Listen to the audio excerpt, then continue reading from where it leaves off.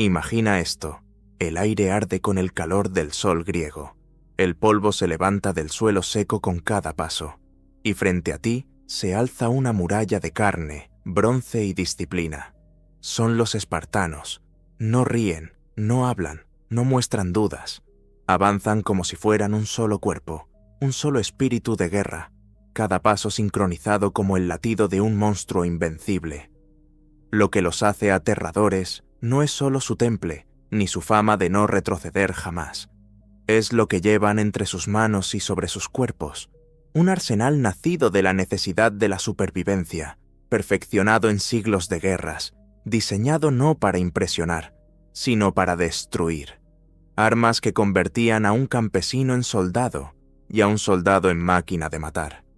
Hoy te voy a revelar las 10 armas que hicieron de Esparta un nombre temido. Instrumentos de guerra que no solo marcaron batallas, sino que forjaron un legado de miedo y respeto que aún resuena más de 2 milenios después. Número 1. El oplón, el escudo que era la vida misma. El oplón no era un simple pedazo de madera recubierto de bronce, era el alma de un espartano y la columna vertebral de toda la falange. Su diámetro rondaba el metro, su peso oscilaba entre 7 y 10 kilos, y aunque para cualquiera parecería una carga insoportable, para un espartano era el símbolo mismo de su deber. Este escudo no solo servía para detener lanzas y flechas, estaba diseñado para algo mucho más importante, para proteger al compañero de la izquierda. En la falange, un hombre no luchaba solo. Cada guerrero era parte de una muralla humana, y el oplón era la piedra que mantenía esa muralla en pie. Si un soldado caía, la línea se debilitaba. Si alguien huía, dejaba expuesto a todos los demás. Por eso, perder el escudo era visto como la mayor de las cobardías. Podías dejar caer tu espada, podías romper tu lanza, pero jamás podías abandonar el oplón.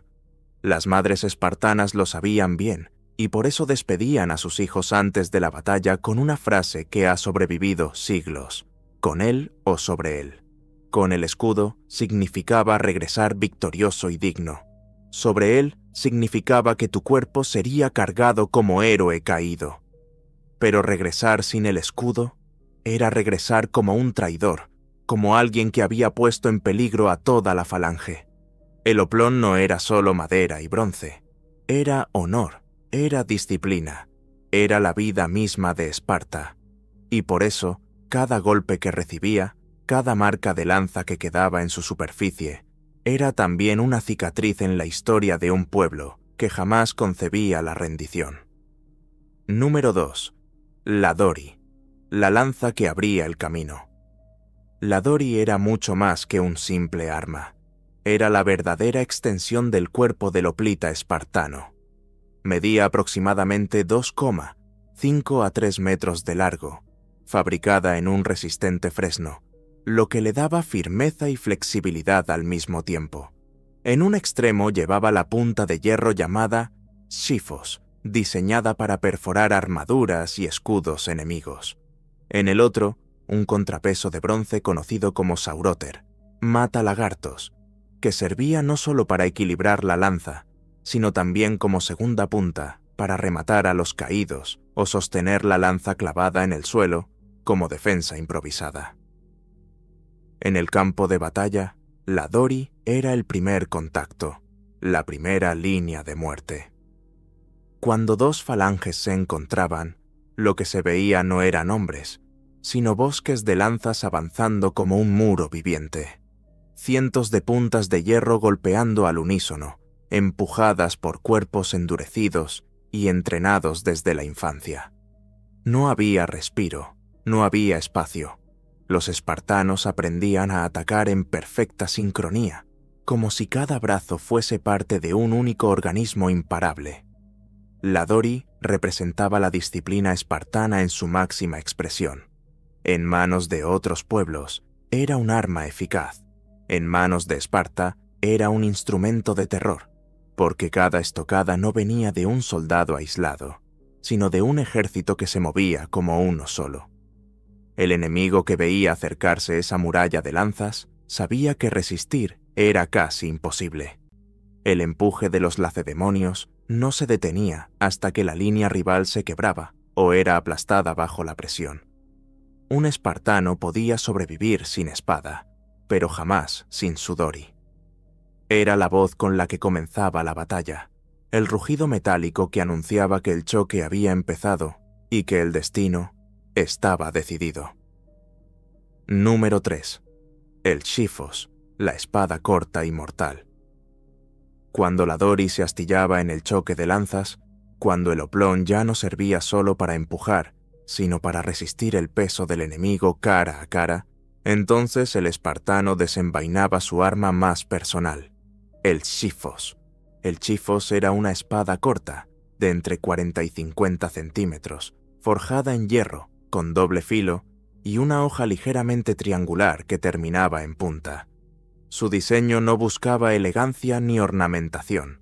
Estaba concebida para una sola función: matar en el caos del combate cerrado. Allí donde la lanza no cabía, donde los cuerpos se apretaban y la respiración del enemigo se sentía en la cara, el Xiphos encontraba su verdadero terreno. A diferencia de las espadas largas que requerían espacio para blandirse, el Xiphos era rápido, compacto y podía moverse en ángulos reducidos, ideal para atravesar entre costillas, cuellos y articulaciones. Un golpe certero bastaba para derribar al enemigo. Para un espartano no era un arma secundaria, sino el seguro de vida cuando la formación se volvía un hervidero de sangre y gritos. Lo temible del Xiphos no era solo su filo, sino quien lo empuñaba.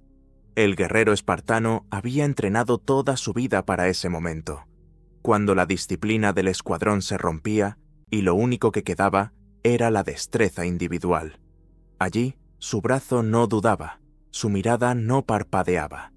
Cada movimiento era una estocada precisa, cada corte un recordatorio de que Esparta había convertido la muerte en un arte. Los enemigos lo sabían. Si el combate llegaba al punto en que los espartanos desenfundaban el Xiphos, significaba que estaban demasiado cerca para escapar, y en esa distancia, un solo error era la diferencia entre respirar o caer para siempre en el polvo del campo de batalla. Número 4. La Copis, el filo que partía huesos. Si el Xiphos representaba la precisión quirúrgica del combate cerrado, la Copis era lo opuesto: pura brutalidad hecha acero. Se trataba de una espada curva, pesada en la punta, con una longitud que rondaba entre los 60 y 70 centímetros. Su diseño recordaba a un machete, pero mucho más robusto, y con un filo concebido para aplastar tanto como para cortar. El secreto de la Copis estaba en su peso adelantado hacia la hoja. Esto permitía que, al descender con fuerza, el golpe llevara una inercia casi imposible de detener.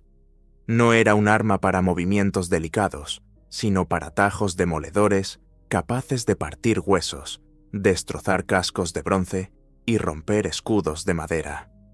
Un impacto certero de la Copis no solo hería, dejaba al enemigo fuera de combate en un instante. Aunque no era el arma principal en la falange, los espartanos la utilizaban en situaciones específicas: duelos individuales, escaramuzas o campañas fuera del Peloponeso, donde la lucha era más abierta y menos rígida que el choque de falanges. Ahí, la Copis brillaba como una herramienta de terror. En manos de un espartano entrenado, se convertía en un recordatorio de que no solo sabían resistir en formación cerrada, sino también arrasar en combates más caóticos. Su reputación fue tan grande que incluso fuera de Grecia se reconocía como un arma de poder devastador. Algunos relatos aseguran que el mismísimo Alejandro Magno prefería la Copis sobre la espada recta tradicional, por la eficacia brutal de sus golpes. En Esparta, portar una Copis era cargar con un mensaje claro: aquí no hay espacio para medias tintas ni combates prolongados. Un tajo, un crujido de huesos, y la batalla podía resolverse en segundos. Número 5. La machaira, versatilidad en la batalla. Si la Copis era el golpe demoledor que partía huesos, La machaira era la espada que representaba el equilibrio perfecto entre potencia y control. Más ligera, más manejable y con una curvatura menos pronunciada, esta arma se convirtió en una de las favoritas de muchos hoplitas, incluidos los espartanos. La machaira medía entre 50 y 70 centímetros, y a diferencia de la copis, no dependía únicamente de la fuerza bruta. Su diseño permitía dos estilos de combate. Podía cortar con un tajo fluido gracias a la curva de la hoja, o apuntar con precisión en estocadas rápidas. Esta dualidad la hacía indispensable en combates prolongados, donde la resistencia del soldado era tan importante como la potencia de sus golpes.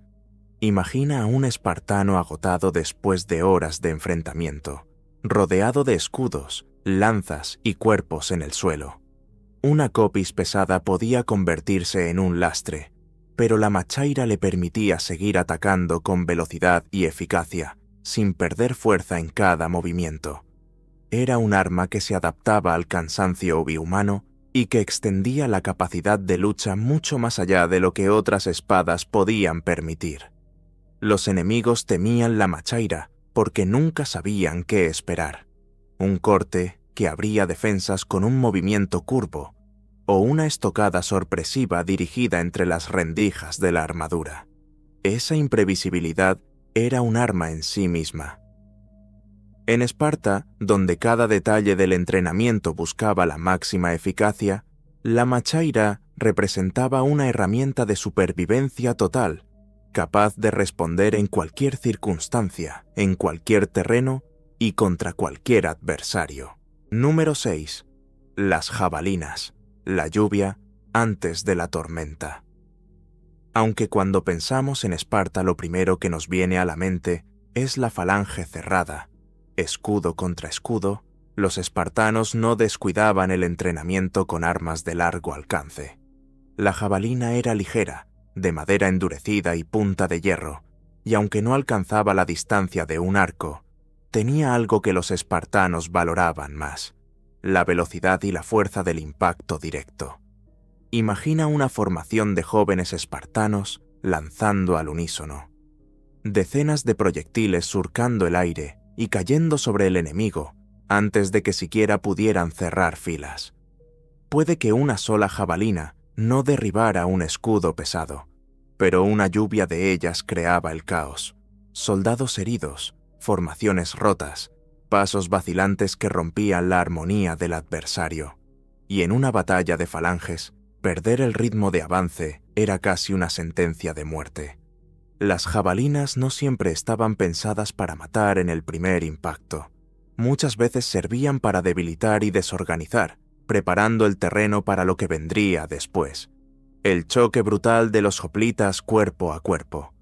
Unos segundos de desorden, una línea que retrocede, un soldado que cae, y ya estaba abierta la grieta que los espartanos sabían cómo aprovechar. Eran el aviso del desastre, el estruendo antes del choque de escudos, la primera sangre que anunciaba la tormenta de hierro y bronce que estaba por desatarse. Número 7. El arco, el arma despreciada, pero temida. Para los espartanos, el arco siempre tuvo una reputación ambigua. Lo miraban con desprecio, considerándolo un instrumento de cobardes, pues no exigía mirar al enemigo a los ojos ni sentir el choque de acero contra acero. En Esparta, la gloria estaba en la cercanía brutal del combate, no en disparar desde la distancia. Y sin embargo, cuando la supervivencia lo requería, no dudaban en recurrir a él. En campañas fuera del Peloponeso, especialmente contra pueblos acostumbrados a la guerra de hostigamiento, los arqueros podían marcar la diferencia. Sus flechas, rápidas y silenciosas, podían incendiar campamentos, sembrar el miedo en los caballos enemigos y romper la moral antes de que la primera lanza fuera alzada. Aunque no era el arma que un hoplita llevaba con orgullo, los espartanos entendían una verdad fundamental. En la guerra no existen reglas, solo victoria o derrota. Y si la lluvia de flechas servía para abrir el camino, entonces el arco, por más despreciado que fuera, se convertía en un aliado letal. Era, en definitiva, el arma incómoda pero necesaria, la voz que susurraba desde la distancia que ningún enemigo estaba a salvo, ni siquiera antes de enfrentar el choque directo de la falange. Número 8. La daga, el filo de la sombra. En el arsenal de un espartano había armas que imponían respeto por su tamaño o su peso, como el oplón o la dori. Pero existía otra, mucho más humilde y silenciosa, que acompañaba al guerrero como una extensión de su propia mano: la daga.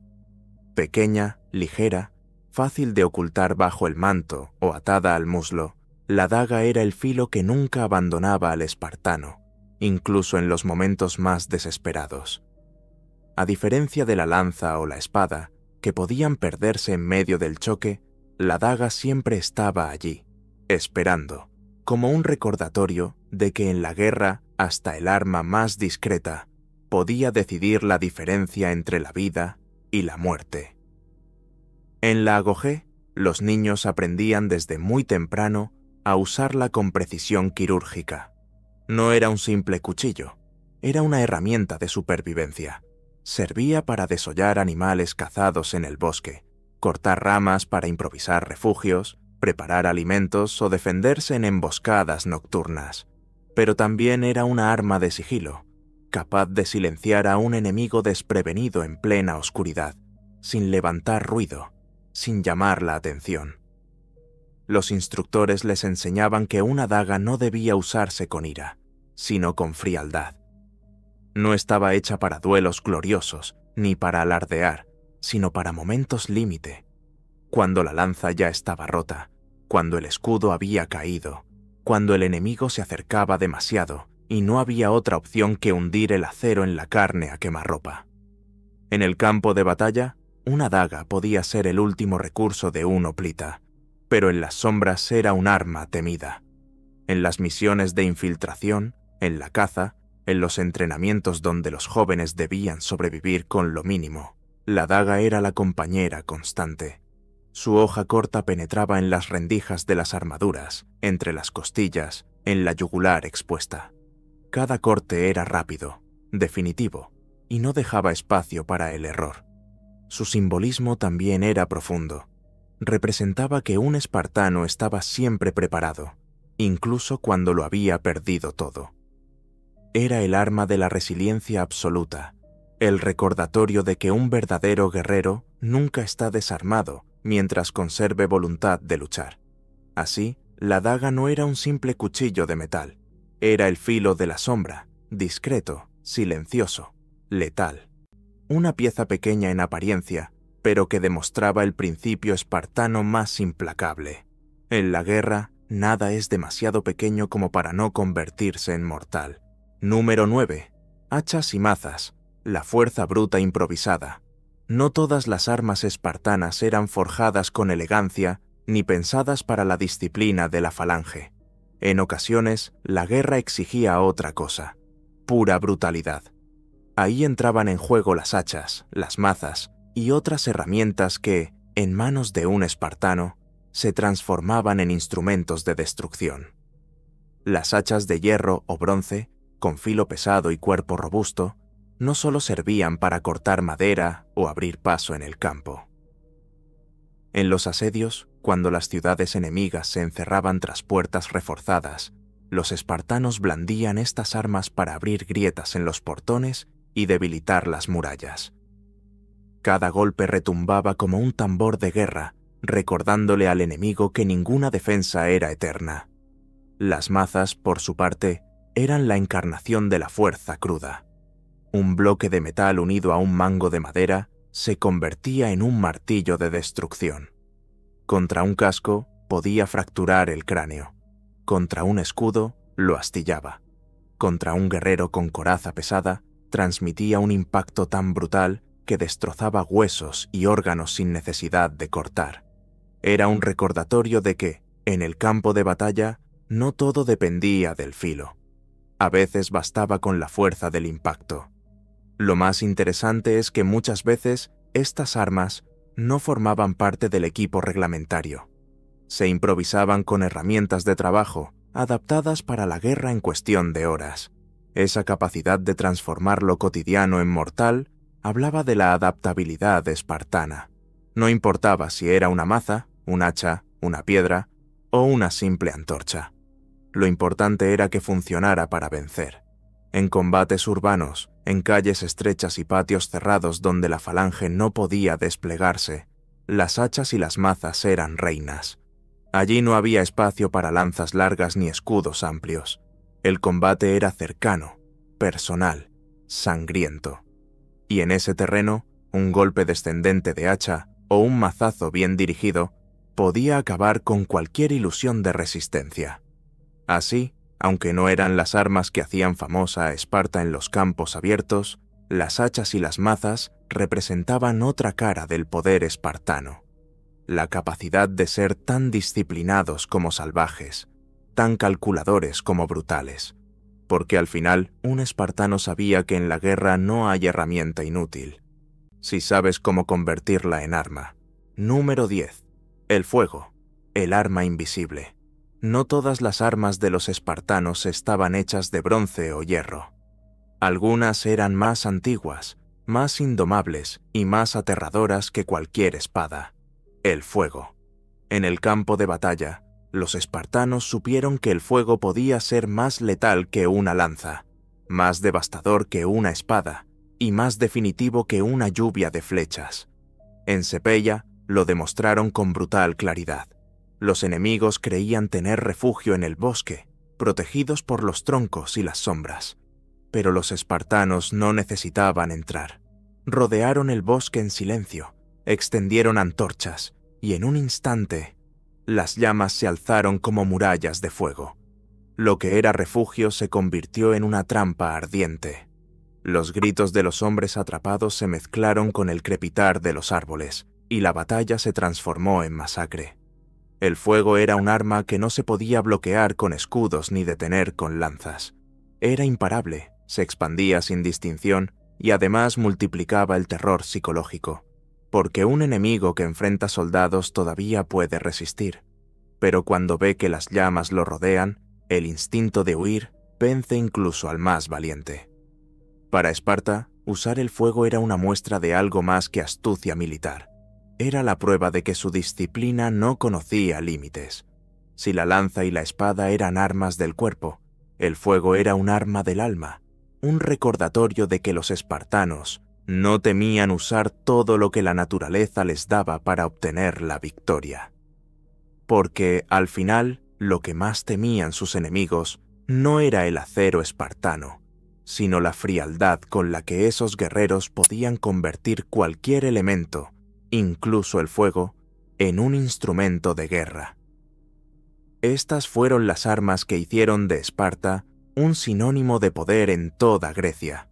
No eran joyas de artesanía, no eran objetos de lujo, eran simples, pesadas y mortales. Cada escudo, cada lanza, cada filo tenía un propósito claro: servir a la guerra y garantizar la supervivencia de la polis.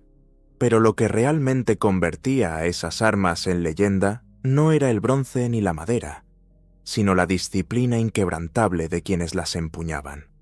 Porque un arma por sí sola no vale nada. En las manos de un campesino es solo un objeto, pero en las manos de un espartano se convertía en una prolongación de su voluntad, en el símbolo de un pueblo que jamás retrocedía. Y esa es la razón por la que, siglos después, todavía los recordamos, no por el brillo del metal, sino por la dureza del espíritu que lo acompañaba. Si quieres seguir explorando los secretos de Esparta y del mundo antiguo, suscríbete y acompáñanos en este viaje, porque aquí las leyendas vuelven a la vida.